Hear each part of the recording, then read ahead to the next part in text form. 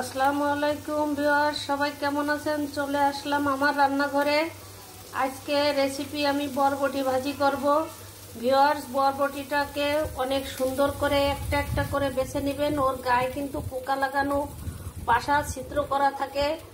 আরও সুন্দর করে ধুয়ে নেবেন অগণিতবার, যেহেতু বিষ দিয়ে বরবটিটাকে গাছে স্প্রে করে বড় তৈরি করতে হয়। এটাকে আমি ভাজি করব। এই যে দিয়ে দিলাম চুলাতে ফ্রাই প্যান। এখন দিয়ে দিব পরিমাণ মতো তেল। এই যে দিয়ে দিলাম তেল। তেলটা একটু গরম হবে। তেলটা আমার গরম হয়ে গেছে। এখন এই পর্যায়ে দিয়ে দিব কিছু পেঁয়াজ কুচি, রসুন কুচি। এই যে এভাবে দিয়ে দিলাম। আরও দিব কিছু মরিচ কুচি। এই যে দিয়ে দিলাম। এটাকে একটু নেড়ে ভেজে নিব।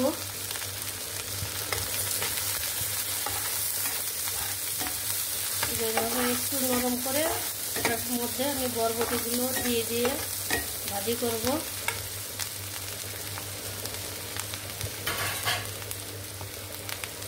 এই যে পেঁয়াজটা নরম হয়ে গেছে, এখন আমি বরবটিগুলোকে দিয়ে দেব। এই যে দিয়ে দিলাম বরবটিগুলো। এখন দিয়ে দেব পরিমাণ মতো হলুদের গুঁড়া, দিয়ে দেব পরিমাণ মতো লবণ, দিয়ে দিলাম পরিমাণ মতো লবণ। এখন এটাকে অল্প আছে একটু সিদ্ধ হয়ে তারপরে ভাজি ভাজি করে নিব। যে এভাবে একটু নেড়ে ঢেকে দিলেই বরবটিটা সিদ্ধ হয়ে যাবে। এই যে আমি একটু নেড়ে নিলাম।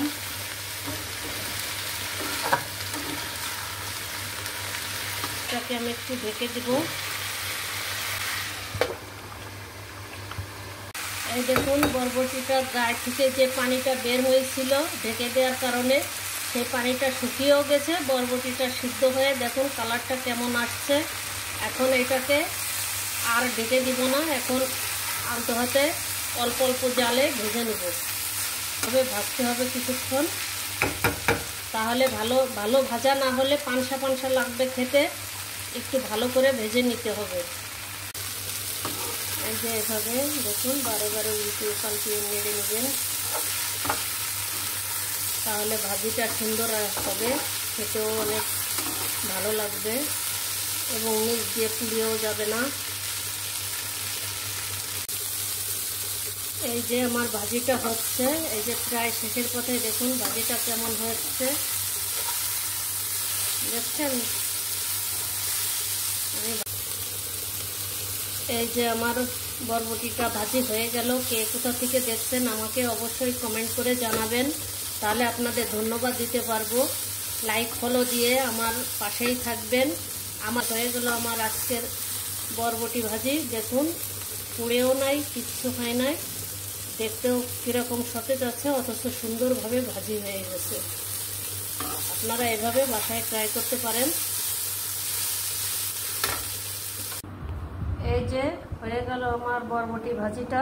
দেখুন কেমন হচ্ছে, আপনাদের কেমন লাগলো? আজকের মতো আমার রেসিপি এখানেই শেষ। ফিরবো অন্য কোনো রেসিপি নিয়ে। আপনারা সবাই ভালো থাকবেন। আল্লাহ হাফেজ।